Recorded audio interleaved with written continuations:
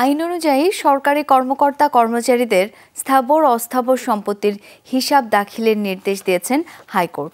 একই সাথে সংশ্লিষ্ট বিধিমালা বাস্তবায়নে কি পদক্ষেপ নেওয়া হয়েছে তার অগ্রগতি জানাতে হবে আগামী ৩ মাসের মধ্যে। বিচারপতি মোহাম্মদ নজরুল ইসলাম তালুকদারের নেতৃত্বাধীন হাইকোর্টের দ্বৈত বেঞ্চ আজ এই আদেশ দেন।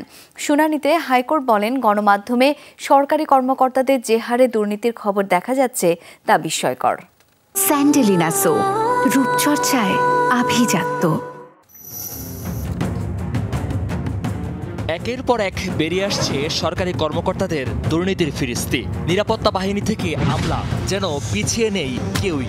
কেউ উচ্চপদস্থ সাবেক, কেউ বা বর্তমান কর্মকর্তা। এমন পরিস্থিতিতে সরকারি কর্মকর্তা কর্মচারীদের সম্পদের হিসাব দাখিলের নির্দেশনা ও ওয়েবসাইটে প্রকাশ চেয়ে হাইকোর্টে রিট করেন সুপ্রিম কোর্টের আইনজীবী সুবীর নন্দী।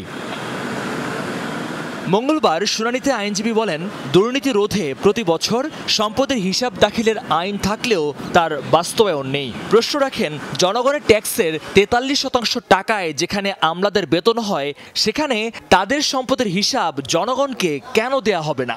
সরকারি চাকরিজীবীদেরকে আমরা যাদেরকে বেতন দেই, আমাদের রাজস্বের যেখানে 43% তাদের পিছনে যায়, তারা কেন সম্পদের হিসাব বিবরণী দিবেন না? মাননীয় আদালত আজকে নির্দেশ প্রদান করেছেন সরকারি কর্মকর্তা কর্মচারীদের নিকট থেকে তাদের সম্পদের হিসাব বিবরণী আইন অনুযায়ী সংগ্রহ করার জন্য।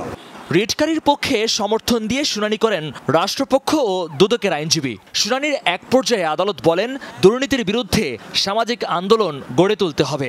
দুর্নীতি বন্ধে ঘরে ঘরে দুর্গ গড়ে তোলার কথাও বলেন হাইকোর্ট। দুর্নীতি যারা করে তাদেরকে কোনো রক্ষা নাই, তাদের বিরুদ্ধে আমাদের জিরো টলারেন্স, আমরা সেই মর্মে কোর্টকে অবহিত করেছি।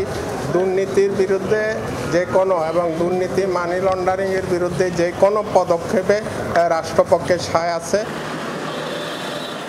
হাইকোর্ট আরও বলেন, দেশের উন্নয়নের অন্তরায় দুর্নীতি যে কোনো উপায়ে থামাতে হবে।